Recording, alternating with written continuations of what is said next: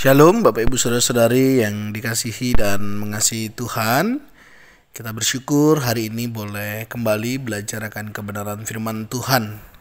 Hari ini kita percaya Tuhan boleh menyertai hidup kita. Oleh sebab itu mari kita gunakan waktu kita untuk kita boleh datang kepada Tuhan. Tuhan, terima kasih, kami bersyukur hari ini Engkau boleh memberkati kami. Kami juga boleh ada sebagaimana kami ada. Ini semua karena berkat dan kemurahan Tuhan. Sebentar kami akan membaca dan merenungkan firman-Mu. Berfirmanlah ya Tuhan, dan biarlah kami mengerti apa yang menjadi kehendak-Mu di dalam hidup kami. Kami berdoa di dalam nama Tuhan Yesus Kristus. Haleluya. Amin. Hari ini kita akan membaca dari Injil Lukas pasal yang pertama, ayat yang kelima hingga ayatnya yang ke-25.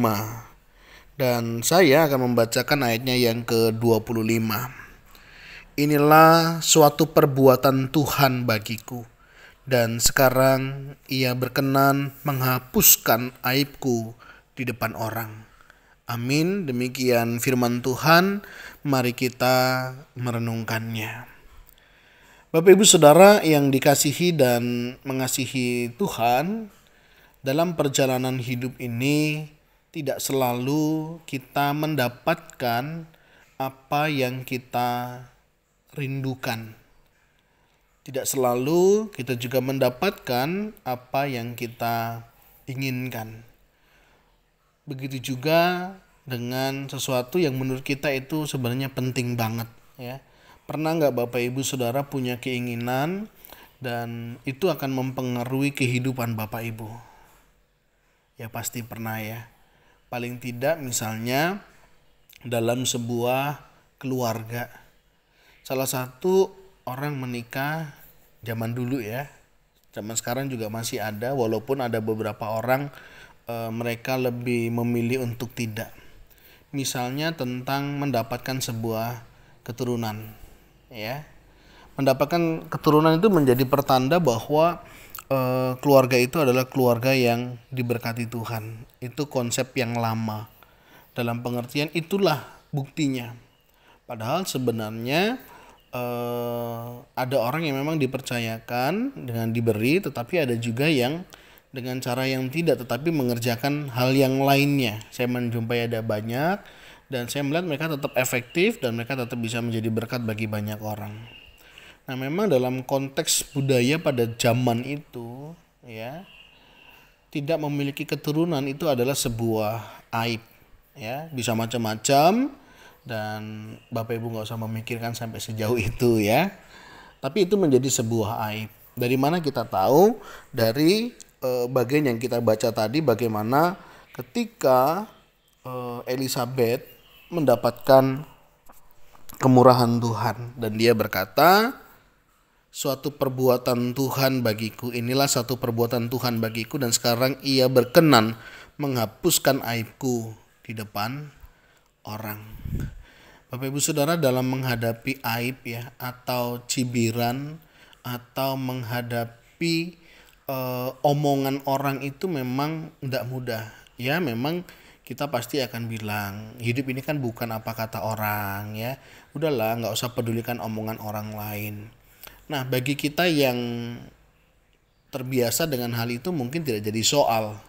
Tetapi tidaklah mudah bagi orang-orang yang terkadang lingkungan, perkataan orang, sikap orang itu memberi pengaruh. Nah, itu sangat memberi dampak yang luar biasa. Nah, kalau kita memperhatikan bagian ini Bapak Ibu Saudara, kenapa Elizabeth ya dan juga pasangannya ini bisa kuat di dalam menghadapi ini semua, ya. Seorang Bapak Zakaria misalnya, ini menarik saya memperhatikan. Kenapa mereka sampai usia tua, mungkin itu juga menjadi pergumulan, dan itu juga mungkin menjadi doa-doanya tiap hari begitu ya. Itu menjadi satu beban lah saya rasa ya. Itu mereka bisa hadapi loh. Itu saya bayangkan ya, itu nggak mudah. Nanti kalau ketemu orang ditanya, cuman berdua aja, anaknya mana begitu ya. Bapak Ibu bisa bayangkan situasi kondisi itu. Mungkin maksud kita adalah memberi perhatian. Tapi kadang perhatian kita itu perhatian yang salah kepada orang-orang yang demikian. Kita menanyakan anaknya, menanyakan anggota keluarganya. Ini menjadi sebuah etika ya, ketika kita berjumpa dengan orang, kita harus bisa membaca kondisi. Ya, misalnya tentang umur itu kan sensitif. Kamu umur berapa sih sekarang kok kelihatannya begini begitu? Hati-hati. Tidak semua orang suka ditanya dengan usia berapa, ya. Hati-hati dengan bertanya usia. Ada juga yang misalnya suaminya di mana, istrinya di mana. Itu juga kadang sensitif, Bapak Ibu Saudara. Begitu juga apalagi yang sering kali orang lupakan adalah bertanya tentang keturunan. Putra putrinya berapa? Bagus sih, mungkin ada rasa perhatian. Tapi yang kita lupakan adalah bagaimana perasaan orang yang kita sedang tanya itu. Kalau memang mereka memiliki putra dan putri atau keturunan, mungkin itu bukan sebuah masalah. Tetapi ketika mereka dalam tanda petik belum dikaruniai, itu nggak mudah untuk mereka jawab.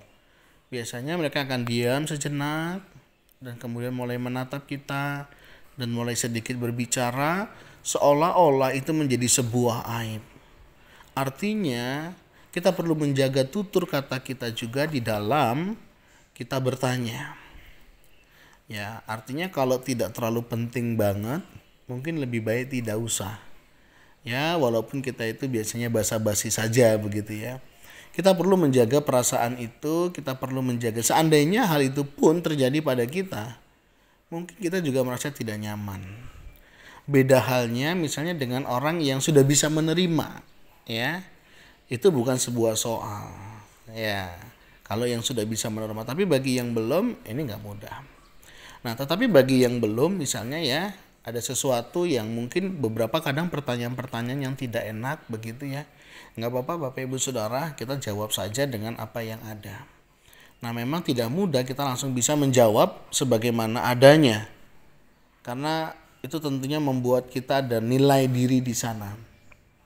Tetapi bagi kita yang sudah bisa berdamai, menerima semuanya, kita akan menjawab dengan santai. Nah, itu ya kita bisa lakukan.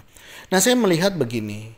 Kenapa Bapak Zakaria, Ibu Elizabeth ya, mereka bisa kuat? Saya melihat begini. Mereka hidup di dalam Tuhan, ya. Ayat yang ke-6 misalnya, keduanya adalah benar di hadapan Allah dan hidup menurut segala perintah dan ketetapan Tuhan dengan tidak bercacat. Bapak Ibu Saudara, hidup saleh, hidup benar tidak memberikan jaminan apa yang kita inginkan pasti akan diberikan. Kalaupun Tuhan memberikan bukan karena kesalehan atau kebaikan kita, tetapi karena memang Tuhan yang mau memberikannya. Ini harus kita pahami ya. Jangan berpikir bahwa aku udah saleh kok, aku udah begini, aku udah begitu. Harusnya Tuhan kan begini, tidak ya. Tuhan memberi, Tuhan mengerjakan karena belas kasihannya kepada kita. Tidak ada kewajiban bagi Tuhan untuk mengerjakan bagian ini. Nah, dari sini kita bisa melihat kenapa keluarga ini bisa sampai usia lanjut mereka tetap bisa setia kepada Tuhan. Mereka tetap melayani loh Bapak Ibu Saudara ya. Dan ini menarik. Banyak orang ya terkadang ketika mereka melayani ya, mereka memberi diri untuk Tuhan, pada masa-masa baik-baik saja mungkin gak ada masalah. Tetapi ketika mereka sudah bergumul sekian lama, mereka berdoa bertahun-tahun, mereka berharap mungkin suaminya berubah, mereka berharap istrinya berubah, mereka berharap orang tuanya berubah, mereka berharap anaknya berubah, mereka berharap pasangan hidupnya juga berubah, ternyata tidak berubah-ubah. Seringkali mereka mulai undur dari Tuhan. Dan mereka mulai menjauh dari Tuhan. Tetapi saya tidak dapati kepada keluarga Zakaria dan Elizabeth ini mereka menjauh dari Tuhan. Bukan berarti kalau Tuhan tidak menjawab pergumulan mereka, tidak mencabut aib mereka, membuat mereka jadi jauh dari Tuhan, tidak.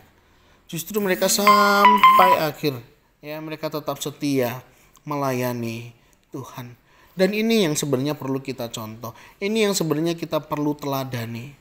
Kalaupun hari ini Bapak Ibu Saudara punya masalah, punya pergumulan, punya tekanan di dalam hidup, apapun pergumulannya, dan mungkin hari ini belum Tuhan jawab yes buat kita, dan mungkin kita sedang masuk dalam masa tunggu. Janganlah membuat kita jadi undur dari Tuhan. Mulai tinggalkan pelayanan, mulai tidak lagi bergereja, mulai tidak lagi bersekutu, mulai tidak lagi beribadah. Tidak ada lagi kerinduan kita untuk kita boleh belajar firman Tuhan. Mari kita belajar dari keluarga ini. Sekalipun pergumulan mereka tetap harus mereka hadapi, mereka juga tetap setia, hidup benar di hadapan Tuhan, dan tetap menuruti segala perintah dan ketetapan yang sudah Tuhan berikan dengan baik. Bapak Ibu Saudara, mari jangan kita berubah setia kepada Tuhan karena apa yang kita inginkan tidak Tuhan berikan. Saya masih ingat dengan anak-anak saya. Terkadang ketika saya melakukan yang baik, mereka akan katakan, aku sayang sekali sama papa. Tapi ketika satu kali Bapak Ibu Saudara ya, saya tidak suka dengan apa yang dia lakukan dan saya memberikan peringatan. Dia mulai bertanya, apa sih Pak? Kenapa sih Pak? Bapak Ibu Saudara, hal-hal ini sangat sering kali juga kita lakukan kepada Tuhan.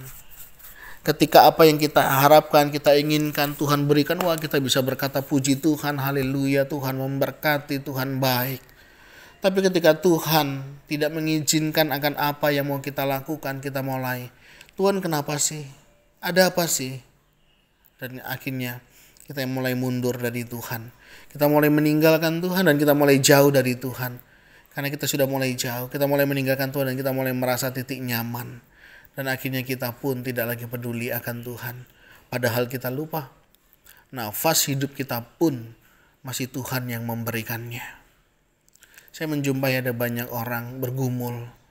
Ada yang karena pasangannya, ada karena anaknya yang sudah bertahun-tahun meninggalkan Tuhan. Sudah bertahun-tahun tidak lagi mau beribadah. Jangankan melayani, beribadah, berdoa saja pun mereka sudah tidak mau lagi. Kenapa? Lupakah mereka? Lupakah kita? Kalau nafas hidup yang Tuhan berikan ini adalah titipan dari Tuhan. Apakah ketika kita merasa jauh dari Tuhan, hidup kita menjadi lebih baik? Kita akan menjadi lebih tenang?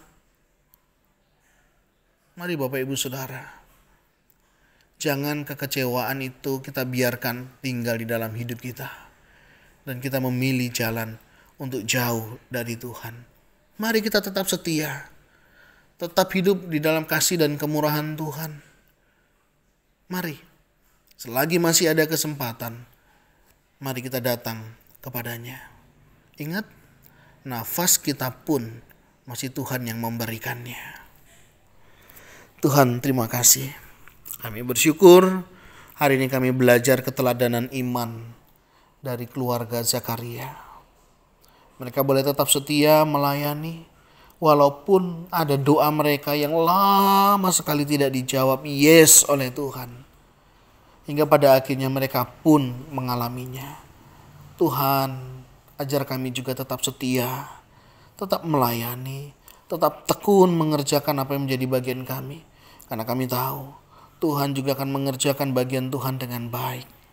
Tuhan, terima kasih. Kami mau serahkan hidup kami selanjutnya ke dalam tangan-Mu. Jika ada kiranya Engkau dapati hal-hal yang tidak berkenan di dalam kehidupan kami, ampuni Tuhan.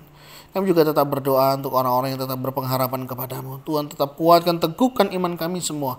Dan biarlah kami boleh tetap hidup dalam kasih setiamu ya Tuhan. Terima kasih ya Tuhan. Kami berdoa untuk setiap kami, ajar kami terus berpengharapan hanya kepada Tuhan saja. Ini doa seru kami Tuhan.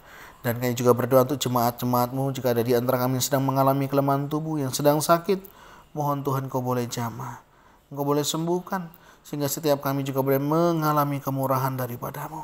Ajar kami tetap percaya kepada-Mu. Terima kasih Tuhan. Ini doa seru kami yang kami naikkan di dalam satu nama, Tuhan Yesus Kristus. Haleluya. Amin. Bapak Ibu Saudara, demikian renungan kita hari ini. Kiranya Tuhan Yesus memberkati kita sekalian. Shalom.